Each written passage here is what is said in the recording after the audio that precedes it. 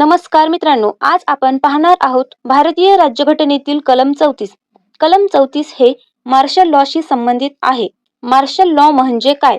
जेव्हा देशात किंवा एखाद्या भागात अत्यंत गंभीर परिस्थिती निर्माण होते, नागरी प्रशासन अपयशी ठरते आणि सैन्याला थेट प्रशासनाची जबाबदारी दिली जाते, तेव्हा मार्शल लॉ लागू होतो. कलम 34 काय सांगते? मार्शल लॉ लागू असताना संसदेला अधिकार आहे की ती काही कृत्यांसाठी संरक्षण सूट देऊ शकते.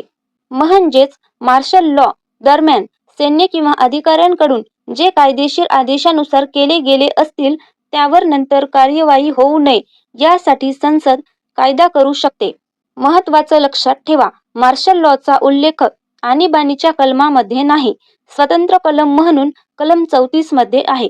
परीक्षेसाठी थेट मुद्दा: मार्शल लॉ दरम्यान केलेल्या कृत्यांना कायदेशीर संरक्षण देण्याचा अधिकार. कलम 34.